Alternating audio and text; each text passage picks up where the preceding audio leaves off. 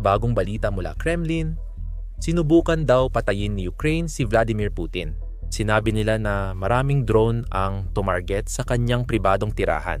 Ginagamit nila ang pag-ataking ito para sabihing ayaw ng Ukraine makipag-usap para sa kapayapaan. May isang malaking problema sa kwentong ito. Dahil ang pag-atake ay hindi naman talaga nangyari. Sa katunayan, ang sariling ulat militar ng Kremlin mula kagabi ay lubos na sumasalungat sa sinasabi ng Kremlin. Iba naman ang kwento ng mga nakatira sa tabi ng tirahan ni Putin. Tila si Putin mismo ang nag-ayos ng kunwaring tangkang pagpatay para sirain ang kasunduang pangkapayapaan at may ebidensya tayong maglalantad sa kasinungalingang iyon. Halukayin natin ito ngayon. Kaunting konteksto muna. Nagkita sina Pangulong Zelensky at Trump sa Florida noong linggo para pag-usapan ang bagong kasunduang pangkapayapaan. Noong Lunes, tinawagan ni Pangulong Trump si Putin para i-update siya tungkol sa negosasyon sa kapayapaan, mga hinihiling, at di tinatanggap ng Ukraine. Sa pagpupulong na ito, sinabi ng Russia sa Estados Unidos na sinubukan lang ng Ukraine na paslangin si Putin. Pagkatapos ng pagpupulong, nag-press conference si Sergey Lavrov, Russian Foreign Minister, tungkol sa pag-atake. Pakinggan ninyo. Noong gabi ng ika-20. Noong gabi ng Disyembre 28-29, 2025, isinagawa ng rehimen ng Kiev ang isang teroristang pag-atake gamit ang 71 na long-range strike drones laban sa pambansang tirahan ng Pangulong Ruso sa rehiyon ng Novgorod. Lahat ng drone ay nawasak ng mga air defense ng sandatahang lakas ng Rusya. Walang natanggap na impormasyon tungkol sa mga nasawi o pinsalang dulot ng mga debris ng drone. Ipinapansin namin na isinagawa ang aksyong ito habang may masinsinang negosyasyon sa pagitan ng Rusya at Estados Unidos tungkol sa pag-aayos ng sigalot sa Ukraine. Hindi palalagpasin ang ganitong padalos-dalos na aksyon. Natukoy na ang mga target para sa mga ganting pag-atake at ang oras ng kanilang pagsasagawa ng sandatahang lakas ng Rusya. Kasabay nito, hindi namin planong umatras sa negosyasyon kasama ang United States. Gayunpaman, dahil sa tuluyang pagbabago ng criminal na rehimen ng Kiev, na lumipat na sa patakaran ng terorismong estado, muling susuriin ng Russia ang kanilang posisyon sa negosyasyon.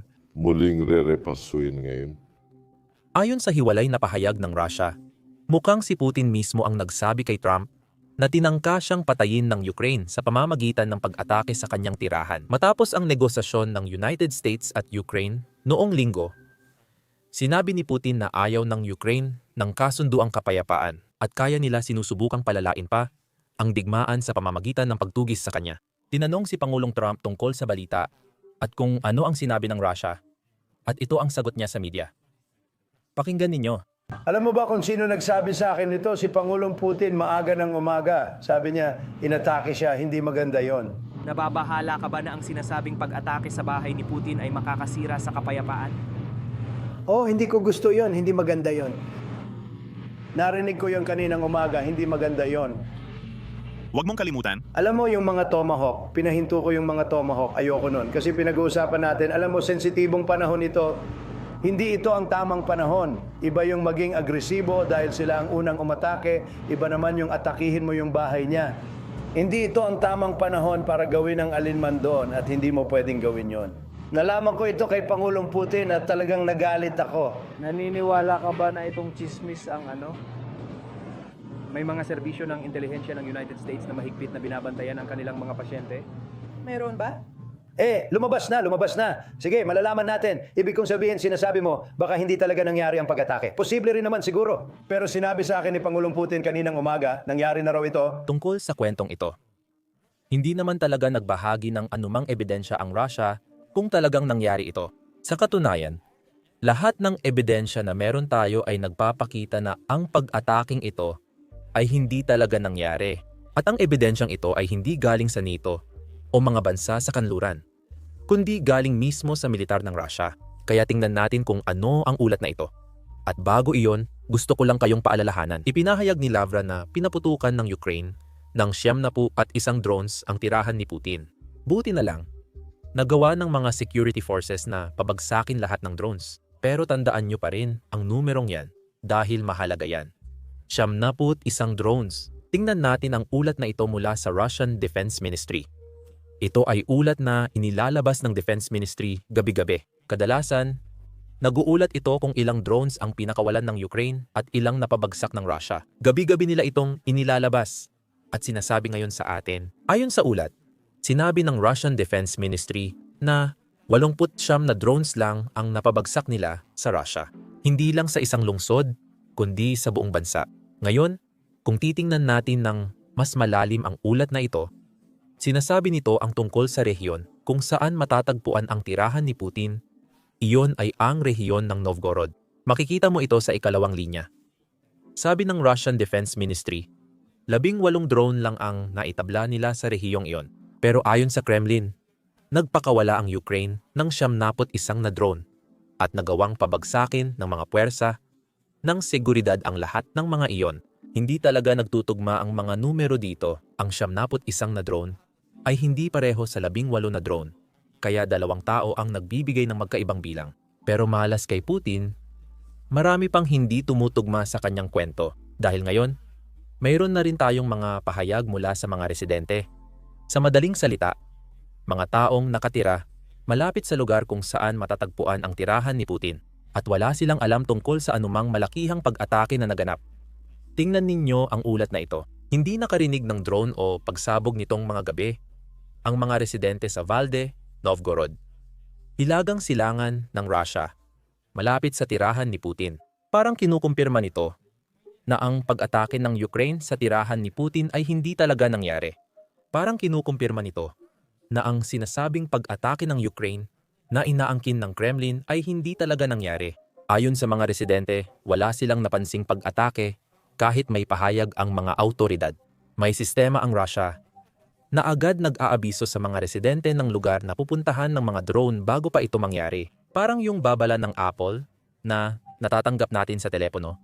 Ganun din iyon. Pero nakakatanggap sila ng mga text message at mensahe sa Telegram na nagsasabing, "Hoy, may paparating na aerial attack malapit sa bahay mo, kaya magtago, lumayo sa bintana, pumunta sa basement." Alam mo na, ayon sa mga residente, hindi sila nakatanggap ng ganoong babala noong gabing sinasabi ng Kremlin na nangyari ang pag-atake.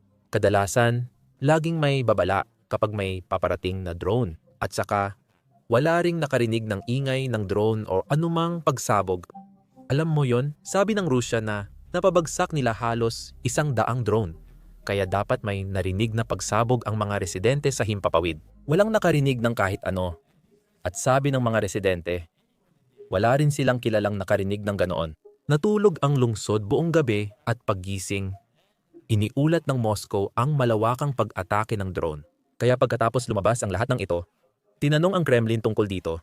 Alam mo na, tinanong sila kung may ebidensya ang Kremlin na magpapakita na may naganap na pag-atake sa tirahan ni Putin. Sana mahilig kayo sa komedya dahil talagang nakakatawa ang sagot nila. Pakinggan nyo na lang. May konkretong ebidensya ba ng tangkang pag-atake sa tirahan ng Pangulo at balak ba ng Russia itong ipakita? Halimbawa, mga piraso ng drone na pinabagsak. Naniniwala ka ba sa chismis na ito? Sa tingin ko, hindi na kailangan ng ebidensya dito. Kung ganon, isang malakihang pag-atake ng drone ang isinagawa at dahil sa mahusay na coordination ng air defense, naitaboy at na-neutralize ang mga drone. Tungkol naman sa mga debris, hindi ako makakapag-komento dyan. Siyempre, ito ay usapin para sa ating militar. Kita natin na tinatanggi ito ni Zelensky. Maraming Western media outlets na sumusuporta sa Kiev ang nagsisimulang itulak ang kwentong di umano'y hindi ito nangyari. Pero iyan ay katawa-tawang pahayag lang. Baliw na pahayag ito. Ngayon, dito ako sigurado na ilan sa inyo ay nagtatanong ng pangunahing tanong. Bakit ginagawa ito ng Rusya? Bakit nila ito ginagawa ngayon? May motibo bang pwede nating malaman para malaman ang layunin nila? Oo, meron. At maraming motibo. Kaya suriin natin ang pinakahalata. Habang inilabas ng Rusya ang pekeng pahayag tungkol sa pag-atake, sinabi rin nila na paigtingin nila ang kanilang posisyon sa negosasyon laban sa Ukraine. Ngayon, hindi talaga Rusya-Ukraine ang negosasyon, kundi Rusya at Estados Unidos. Natatakot si Putin makipagkita kay Zelensky, kaya gusto ng United States pilitin ang Ukraine na sumuko. Na matagal ng plano ng Rusya, hindi ba? May mga hindi makatwirang kahilingan sila. Kailan ito? Sabi ng Ukraine, hindi kami papayag. Hindi namin isusuko ang teritoryo at soberanya namin. Sabi ng Russia, ayaw ng Ukraine makipag-usap. Pero sa totoo, Russia talaga ang ayaw makipag-usap. Gusto ng Russia na sumuko ang Ukraine? Gusto ni Putin ng lubos na pagsuko. Yan mismo ang nangyayari. Gumawa sila ng peking kwento sa pag-atake. Tapos ayaw magbigay ng ebidensya at makipag-usap ng patas. Gusto nilang sumuko ang Ukraine. Sigurado rin akong gagamitin ng Russia ang peking kwento na ito para mas dumami pa ang pag-atake sa mga Ukrainians. Inaatake na nila ang mga gusali ng apartment sa Ukraine. Inaatake na rin nila ang mga paaralan sa Ukraine. Hula ko, gagawin nila ito sa mas malawak na saklaw. At ayaw nilang magalit sa kanila ang mundo. Kaya gumawa sila ng kwento ng pag-atake bilang peking dahilan. May mga personalidad at propagandista sa media ng Russia na nagsasabing dapat maganap ang malawakang pagpatay ng lahi laban sa mga Ukrainians dahil sa pag-ataking ito. Makinig kayo! Nangyari ito kagabi lang, kaya habang gabi sa Estados Unidos, pinag-uusapan na ito ng Russia dahil umaga na sa kanila, sa oras nila. Dapat maintindihan na ang tangkang ito ay hindi lang para alisin ang presidente, ang ating commander-in-chief. Madali lang ang calculation. Kapag napatay si Putin, maghahanap lang ng papalit, kailangan lang ng oras. Naantala ang lahat ng negotiation. Ito ay paghinto sa bilis ng opensiba na sa huli ay magtutulak sa atin sa isang kahiyahiyang pagkatalo. Ano ang dapat nating gawin? Dapat nating tularan si Netanyahu, gamitin lahat. Kung kailangan si Oreshnik, gamitin si Oreshnik. Kung kailangan, gamitin si Poseidon. Pareho lang kahit sino pa ang nagbigay ng armas sa mga halimaw na ito, Britanya, Alemanya, walang pinagkaiba. Ito ay isang direktang digmaan at para dito, kailangan nilang managot. Kailangan mong managot para dito. Buti na lang, may ilang opisyal pa rin dito sa Estados Unidos na di naniniwala sa kwento ng mga Ruso. Narito si NATO Ambassador Mateo Whitaker na kamakailan ay nagsabi sa isang panayam na ang United States ay aasa sa sarili nitong mga ahensya ng intelihensya para malaman kung ito ba ay totoong pag-atake o gawa-gawang kwento lang. Pakinggan ninyo ito. Kaya, itinatanggi ng Ukraine na nangyari ang pag-ataking ito. Ano ang alam natin, Ambassador?